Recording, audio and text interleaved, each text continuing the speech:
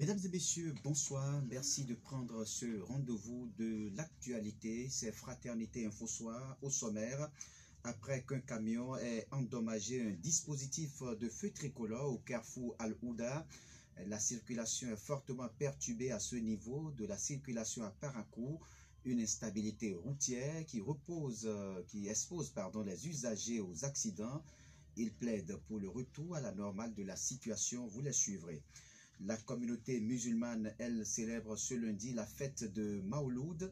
Elle marque la naissance du prophète Mahomet. Quel sens revêt justement cette célébration? Élément de réponse à suivre dans ce journal avec le prêcheur Adamou Osseni Bassani. Il est prêcheur à la mosquée de Issa Bondor. Et puis, vous le savez, le Bénin vers de grands rassemblements politiques tels que voulus par la réforme du système partisan. Les formations politiques de la mouvance commencent par se mettre ensemble pour des visions communes. Eh bien, d'autres partis soutenant les actions du président Talon s'apprêtent également à entrer dans leur rang. Quelle analyse font les acteurs politiques et de la société civile de cette nouvelle dynamique? Jacques Débé s'est intéressé à la question. C'est à travers un dossier que vous suivrez. À suivre, les nouvelles sportives, l'Afrique en plus. Bref, voilà pour le sommaire. Merci de vous installer confortablement pour suivre le développement.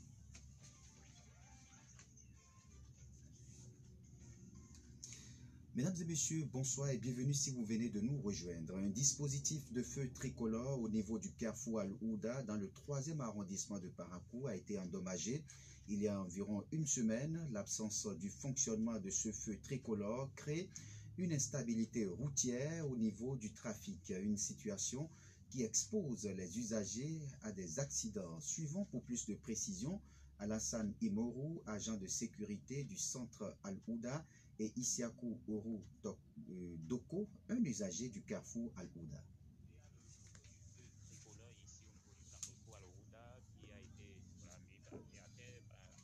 C'est aux environs de 5h30 le lundi passé que ça s'est passé. Donc il allait et comme il était arrivé par lui, il a dépassé. Donc le temps de faire reverse pour reprendre sa voie pour aller vers Cotonou. Donc il est venu là cogner le poteau du feu tricolore et bon, il ne s'est pas arrêté quand même, mais les gens ont appelé et la police l'ont fait retourner. Et c'est le premier jour comme ça s'est passé, ils ont laissé l'agent de sécurité qui a au moins organisé le trafic pour le passage. Mais après ce jour-là, ils n'ont plus refait, mais la circulation n'est pas stable parce que ça peut causer des accidents. Là où le feu était là, à vrai dire, ça a évité assez d'accidents, même, on peut dire, assez. Mais actuellement, comme ce n'est plus là, à vrai dire, ce n'est pas du tout bon. Puisque personne ne respecte plus et la circulation. Qui vient traverse seulement, il part. Ça crée d'accidents. Tout à l'heure, maintenant, je vois les gens passer là et au lieu de s'arrêter là où le poteau était, ils ont traversé. Face à cette situation, les usagers plaident pour la réparation et le retour de ce dispositif endommagé, ceci afin de régulariser la circulation. Ces derniers plaident aussi pour la présence des policiers à ce niveau pour Fassili Moro et Isiakou Orudoko.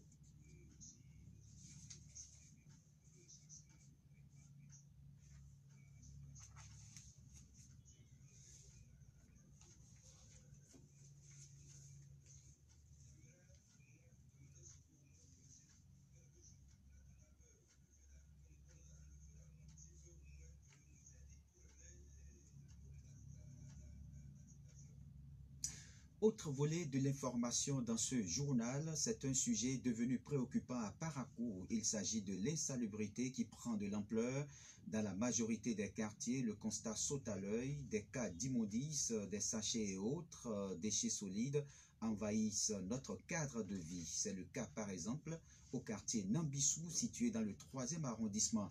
Dans ce quartier, c'est au niveau du pont de franchissement qui relie Nambissou à Guéma Ouest qui est transformé en dépotoir sauvage, une situation qui indispose les riverains et empêche même le passage de l'eau en période de pluie.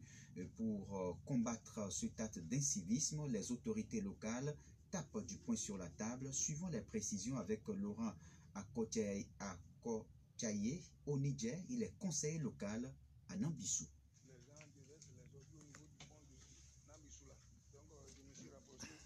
Des structures qui viennent déverser les ordures là quoi. Donc c'est déjà rempli, ils ne vont plus verser ça. Donc moi-même je me suis rapproché des riverains du pont et je les ai déjà sensibilisés pour qu'ils ne puissent plus déverser ces ordures-là ici, quoi. La population aussi qui viennent déverser, mais la population a déjà cessé. Donc c'est les structures-là qui ne continuent pas à déverser. Donc avec eux, on s'est déjà entendu de ne plus déverser les ordures ici. Sinon, si ils continuent la semaine prochaine, je risque de saisir leur tricycle. Je me suis... Bon sens. On écoute Laurent à Kochaye au Niger.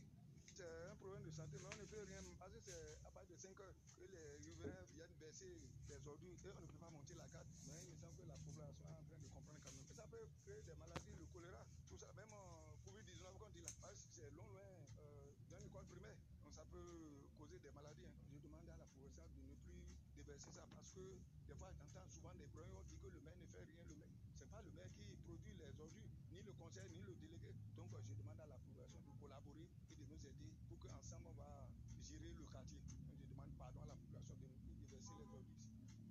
Je l'annonçais en titre, la communauté musulmane est en fête. Elle célèbre ce jour Maouloud, une fête qui marque la date anniversaire de naissance du prophète Mahomet. À cette occasion, des prières sont dites dans les mosquées pour louer le prophète. Ces prières sont accompagnées de réjouissances.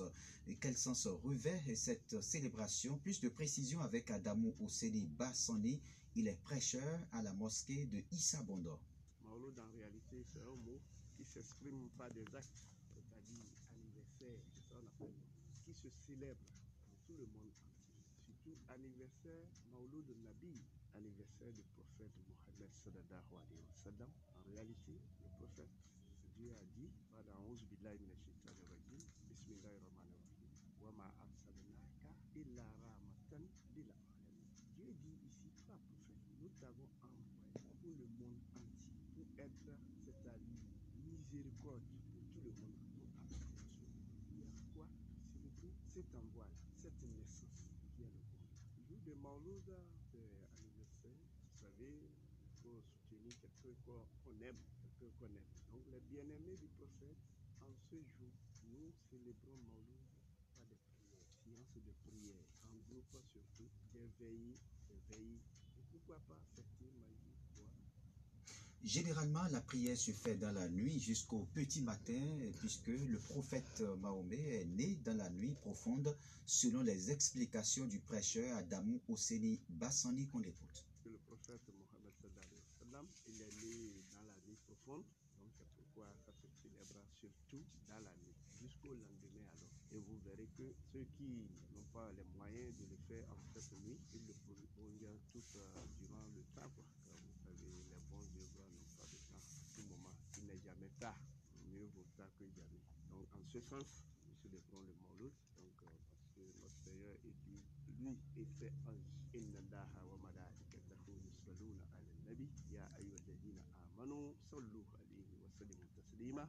Dieu dit ici au passage que moi, Seigneur créateur, Dieu, j'adore le prophète. Moi et mes anges, nous adorons le prophète. Nous l'avons créé pour le monde, pour l'humanité. Donc vous qui l'aimez, nous vous choisissons alors. Donc adorez-le, adorez-le. Éducation pour poursuivre ce journal, un mois pratiquement que l'école béninoise a rouvert ses portes pour le compte de l'année scolaire 2021-2022. Les responsables en charge de l'éducation au niveau de la maternelle et du primaire dans le Borgou font un petit bilan. Le constat fait sur le terrain est satisfaisant, marqué par la présence au poste des enseignants. Tous les acteurs du système éducatif se sont mobilisés pour le démarrage des activités pédagogiques. Le chef service examen et concours à la DEDAM du Borgou espère que le cap sera maintenu pour de bons résultats en fin d'année. Alexandre Fatirou qu'on écoute. Nous avons déjà commencé à rentrer depuis le 20 septembre. Et il faut dire qu'à travers les missions que nous avions eu à effectuer, c'est-à-dire nous sommes allés sur le terrain pour constater la présence des enseignants. Et nous avons vu vraiment que ça a pris et le résultat escompté doit être vraiment bon. Donc jusqu'à la fin de l'année, c'est que si les enseignants sont réguliers et se sont mis au travail comme ils ont commencé, c'est que nous aurons un très bon résultat cette année. Des difficultés, il faut dire que vous savez qu'il y a eu tout récemment une formation et concernant la classe de CI. Donc, les enfants sont restés d'abord à la maison en attendant que leurs enseignants puissent recevoir cette formation. Donc, c'est juste ce qui a eu comme difficulté. Néanmoins, quelques difficultés subsistent, mais n'entravent pas globalement le bon déroulement des activités dans les écoles maternelles et primaires dans le département du Borgou. C'est l'assurance à nous donnée par Alexandre Fatieoun qui invite par ailleurs les enseignants au travail bien fait. Les parents d'élèves doivent eux aussi jouer leur partition pour une année scolaire 2021-2022 réussie. Extrait de ses propos. Bon, c'est vrai que dans certaines écoles, il y a des enseignants qui ont été affectés, donc qui courent d'abord pour rapidement s'installer, mais dans l'ensemble, tout est bon. Oui. Je voudrais vraiment inviter mes chers enseignants à se mettre au travail, comme d'habitude, à foncer, comme on le dit, et je sais que le résultat sera meilleur. Quant aux parents, je voudrais vraiment les inviter à suivre ces enfants-là, parce que la santé de nos enfants importe. Si l'enfant est en bonne santé, cela veut dire qu'il pourrait se concentrer pour mieux travailler. Donc, il n'a qu'à régulièrement suivre cette santé de ces enfants. De même, ne pas oublier qu'il faille nécessairement et prendre un accompagnateur. Je veux parler des maîtres d'études pour vraiment renforcer ce que les enfants ont appris à l'école. Vous venez de suivre les propos de Alexandre Fatieoun. Toujours dans le secteur de l'éducation, le carnet de correspondance appelé entre-temps bulletin est indispensable pour le suivi de l'apprenant de la maternelle jusqu'en classe de terminale. Ce document se présente comme un outil de communication qui regorge toutes les informations nécessaires sur l'élève. Le carnet de correspondance maintient le lien entre enseignants et parents d'élèves. Et ces derniers sont dans l'obligation de signer ce document après chaque évaluation. Jean-Marie Apovo est conseiller pédagogique à la retraite. Il donne ici les caractéristiques du carnet de correspondance et son utilité. Il y a un document que nous appelons carnet de correspondance qui permet aux parents de se rendre compte à la fin de chaque mois du travail que son enfant est en train de faire à l'école suite aux évaluations qui sont mensuelles ou bien périodiques. Et dans ce document, on met les notes que l'enfant a reçues après l'évaluation. Il y a aussi quelques appréciations qui sont dans ce carnet, quels sont les défauts de l'enfant, les qualités et ainsi de suite. Si le parent a fini de lire tout ça, normalement il doit signer pour dire à l'enseignant qu'il a reçu ce qui lui a été envoyé. Et normalement même, c'est le parent qui doit retourner le carnet de correspondance à l'école. Ce n'est pas les enfants. Selon cet acteur du système éducatif, les parents d'élèves doivent faire le déplacement de façon régulière au niveau des écoles de leurs enfants, pour s'enquérir des efforts fournis et notamment des comportements de l'élève en classe, tel que le précise ici le conseiller pédagogique à la retraite, Jean-Marie Apovo. Et ce qui est écrit, vous savez, on ne peut pas tout mentionner dans le carnet, parce que c'est à peine une ligne ou bien une demi-ligne qu'on vous réserve pour donner des observations sur l'enfant. Vous ne pouvez pas tout écrire. Et lorsque vous vous déplacez, le maître a l'occasion de rencontrer le parent de son apprenant. Il a le temps de lui dire tout ce qui se passe avec l'enfant à l'école. Il peut même aller loin et lui donner des conseils par rapport à son enfant, ce qu'il peut faire, comment il doit tenir l'enfant pour que ça puisse marcher. Le parent qui lit, par exemple, a encouragé dans le carnet de correspondance, il doit quand même dire quelques mots à son enfant. Et on a écrit dans ton carnet à encourager, bon, qu'est-ce que tu veux que je te donne, ou bien, bon, ce que tu as commencé par faire, c'est bon, mais ce n'est pas ça que j'attends de toi. Il faut aller encore plus loin et tu vas voir, je vais te faire des cadeaux. Donc tout cela permet aux parents de comprendre plus comment il pourra tenir son enfant pour qu'au bout du boulot, on puisse avoir le résultat. Pas seulement le résultat, mais un bon résultat. Cette édition se poursuit, mais avant, on marque une courte pause.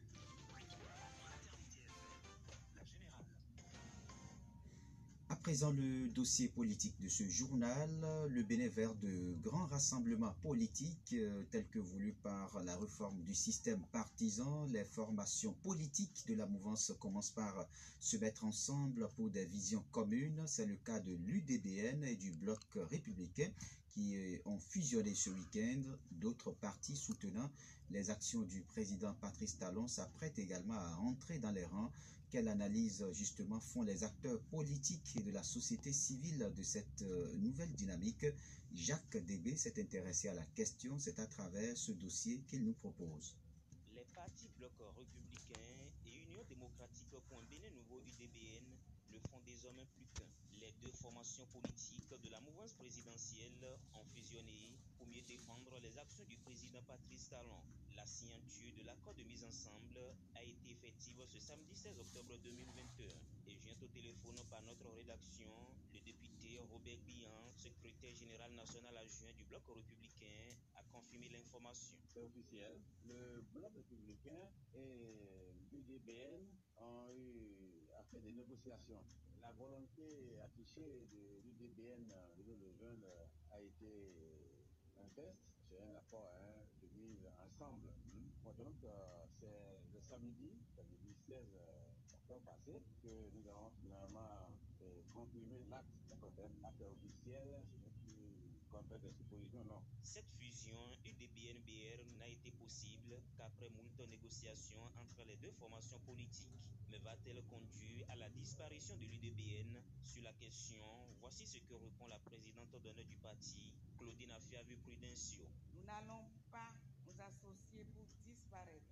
Les motivations qui ont été les miennes, que dis-je, qui ont été les nôtres depuis le début, n'ont jamais faibli et ne faibliront jamais, encore moins maintenant.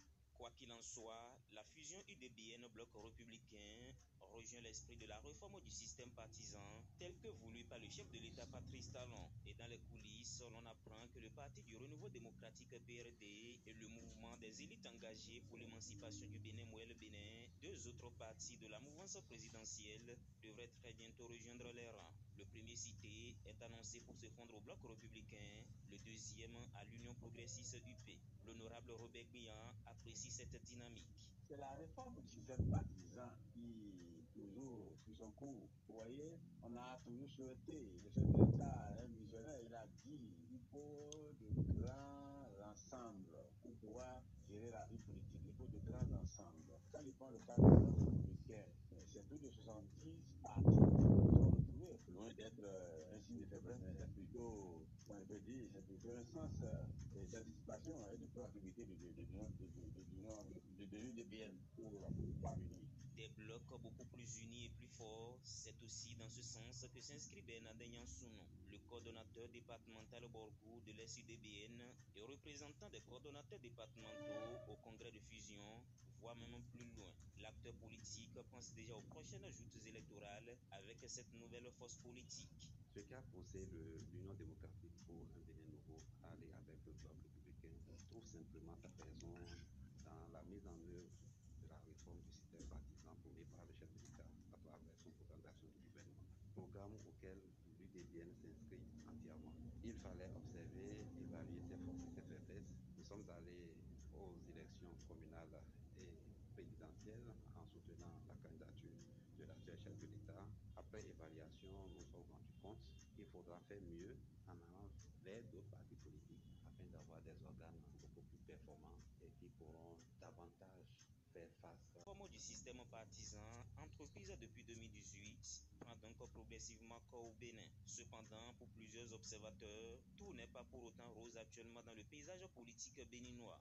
Richard Lakakofi, acteur de la société civile, président du réseau des organisations de la société civile du Septentrion, dénonce l'absence de voix discordantes dans l'animation de la vie politique. Mais je vous dis, le système partisan en lui-même n'est pas... Lors des prochaines échéances électorales, à commencer par les législatives de 2023 et surtout la présidentielle de 2026. Voilà, c'était le dossier politique de la rédaction présenté par Jacques Débé. À présent, les nouvelles sportives.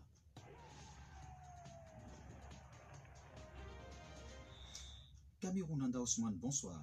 Bonsoir Raoul Sivougounoukou. Les écureuils dames sont déjà en Côte d'Ivoire. La délégation béninoise composée des écureuils seniors dames, des membres de l'encadrement technique et des cadres du ministère des Sports a atterri à l'aéroport Félix Houphouët-Boigny d'Abidjan peu avant midi heure de Cotonou. Les dames du sélectionneur Symphorien Théo ont effectué une première séance d'entraînement ce soir avant la reconnaissance de la pelouse du stade Robert Champoux de Makori prévue pour demain mardi. Pour rappel, les écureuils seniors dames affrontent le Burkina Faso ce mercredi 20 octobre dans le cadre du premier tour des éliminatoires de la Coupe d'Afrique des Nations Maroc 2022. Pendant ce temps, le centre d'excellence de Missérété sera bientôt réhabilité. La Fédération béninoise de football a obtenu de la FIFA, la Fédération internationale de football association, des ressources afin de financer la réalisation de travaux relatifs à la réhabilitation et à l'extension du centre d'études et de sport de Missérété. La Fédération béninoise de football sollicite donc des offres sous pli fermé de la part de candidats éligibles et répondant aux qualifications requises pour réaliser les travaux de réhabilitation et d'extension du centre d'excellence Issa Aliatou de Missérété. Merci à vous, Camerounanda Ousmane. C'était les sports. À présent, les nouvelles sur le continent.